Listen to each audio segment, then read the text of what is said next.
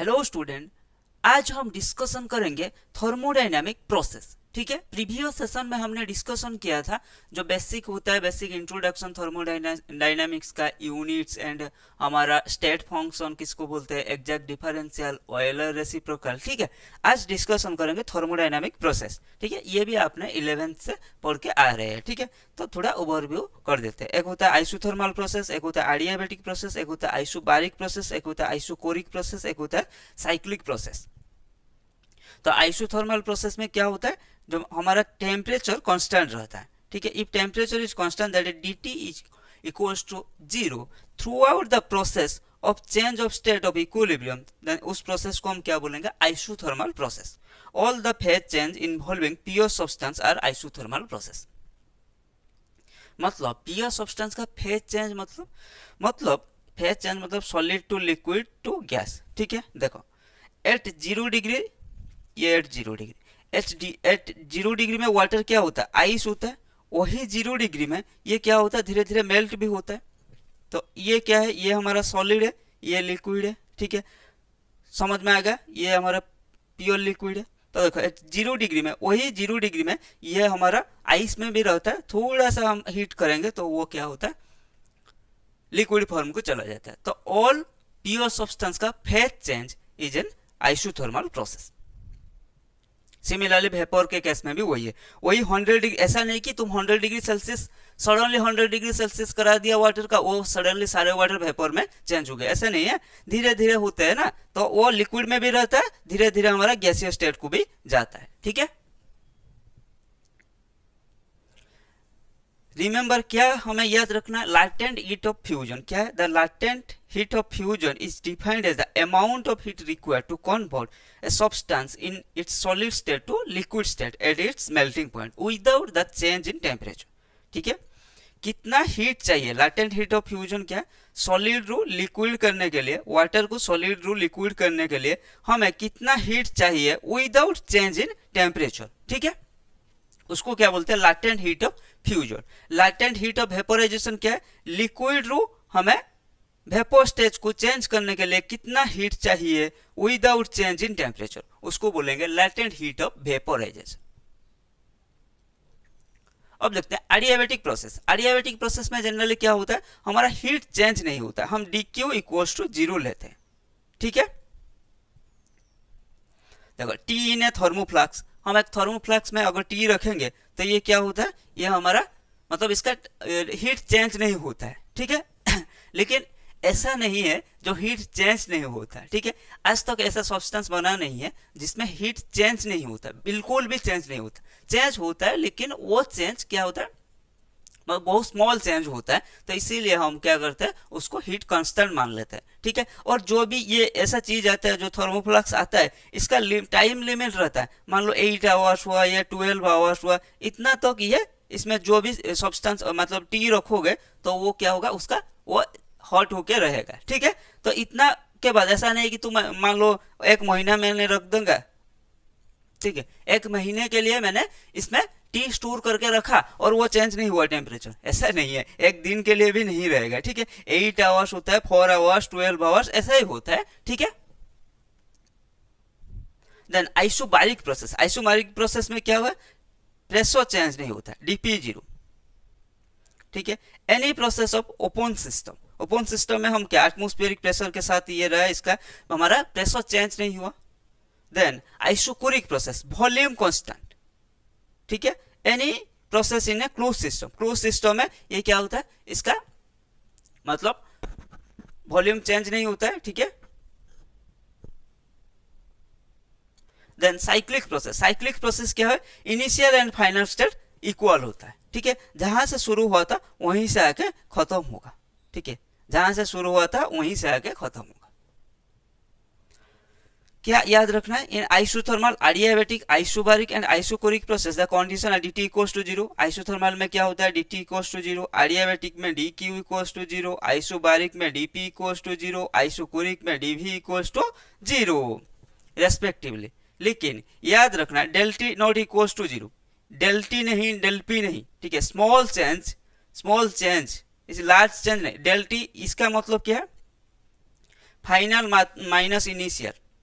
dt मतलब each step में कितना चेंज हो रहा है, ठीक है। जब आपने डेफिनेशन पढ़ा होगा, देखो आइसोथर्मल प्रोसेस का जब डेफिनेशन बता रहा था, क्या बताया था मैंने, throughout the process of change of state, ठीक है, थ्रू आउट द प्रोसेस, ऐसा नहीं कि इनिशियल एंड फाइनल।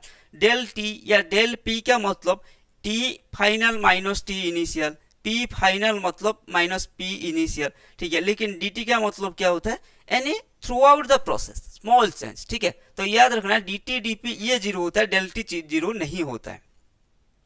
समझ में आएगा डेल एंड डी में क्या डिफरेंस है यहाँ।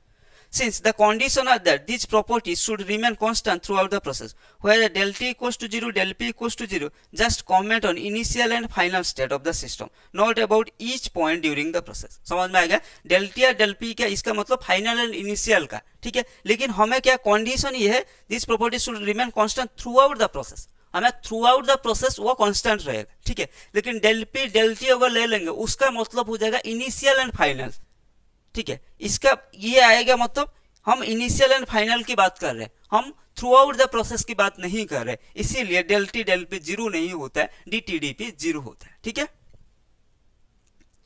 देन थर्मोडायनामिक कोफिशिएंट, यहां से आया आपका नेट गेट के लिए जो भी सिलेबस में है, ठीक है। वहां तक तो बेसिक था, आपने 11th में थर्मोडायनामिक स्टार्टिंग में हम पढ़ते हैं ये प्रोसेस वो प्रोसेस, ठीक है। ये पढ़ते हैं state function, close system, open system, boundary, fixed boundary, rigid boundary, ये सब हम पढ़ते हैं। लेकिन ये हम नहीं पढ़ते, ये हम नेट गेट के लिए पढ़ते हैं, ठीक है। थर्मोडायनामिक कोफिशिएंट 3 टाइप का कोफिशिएंट होता है। एक होता है isobaric thermal coefficient, isobaric thermal extension coefficient, isothermal compressibility factor, isochoric T temperature based pressure change coefficient.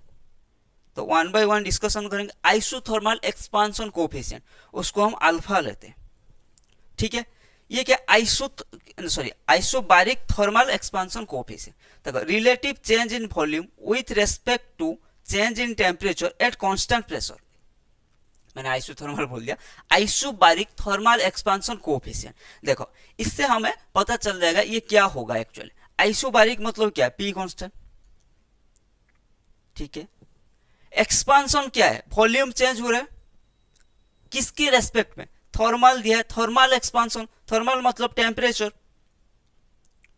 तो change in volume with respect to change in temperature at constant pressure, this is known as isobaric thermal expansion coefficient factor. समझ में आ गया, नाम से ही आपको पता चल जाएगा, ऐसा रट्टा मारने की जरूरत नहीं है, alpha equals to DV by DT at constant pressure, नहीं, ठीक है। ये क्या है, isobaric thermal expansion coefficient factor, ठीक है।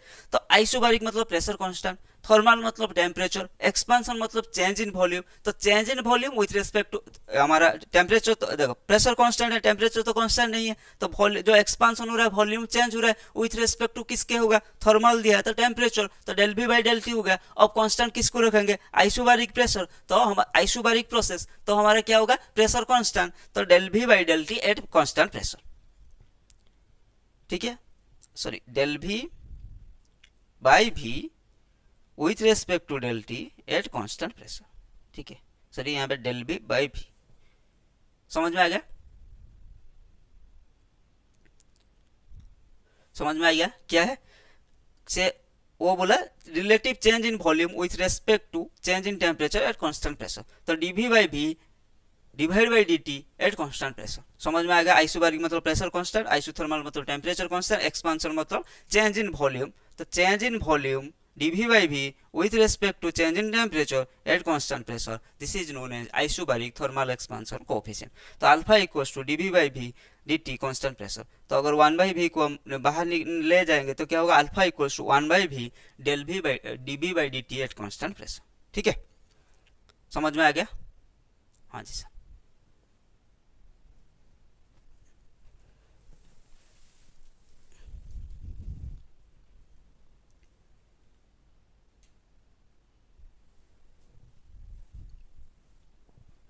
नेक्स्ट देखते हैं, next isobaric thermal expansion coefficient for ideal gas, ठीक है। फॉर आइडियल गैस के लिए हमें क्या पता है, v equals to RT by P, हाँ जी सर। तो हमारा del V by del T at constant pressure क्या हो जाएगा, देखो del V D V by D T at constant pressure, इसको डेल ना करके डी वी कर दो, D V by D T at constant pressure क्या हो जाएगा, प्रेशर कांस्टेंट तो 1/p बाहर आ गया, ये क्या होगा 1/p, sorry R be constant, r/p बाहर आ गया, del T by del T ये 1 हो जाएगा, तो D V by D T क्या होगा हमारा r/p।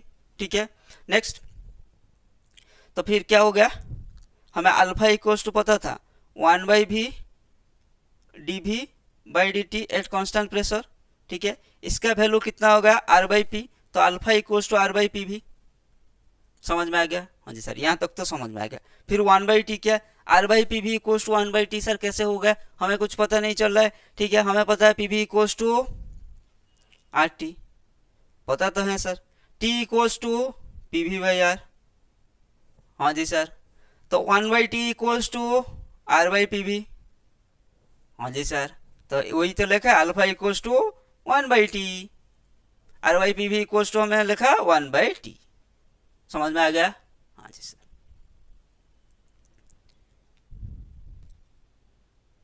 Then isothermal compressibility factor, isothermal compressibility factor, isothermal का मतलब क्या है, टेम्परेचर कांस्टेंट।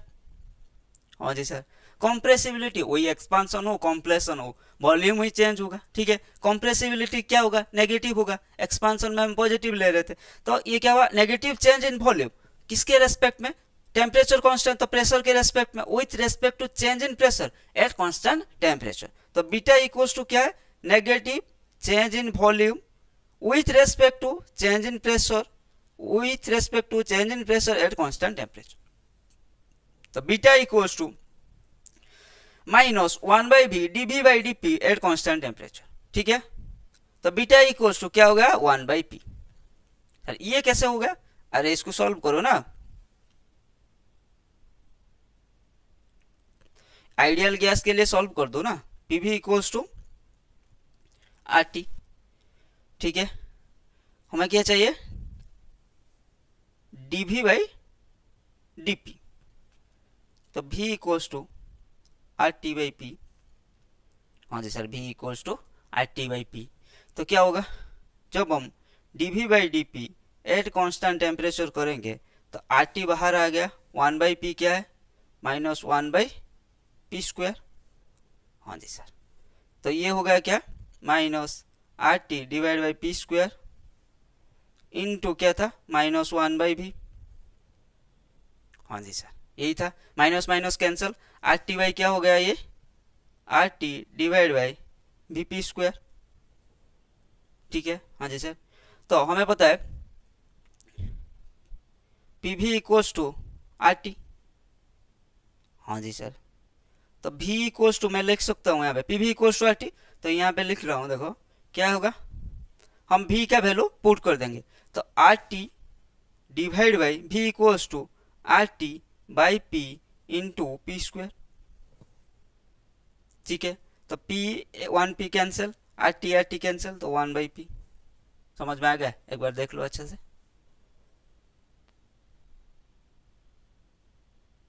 ठीक है, लेट्स मूव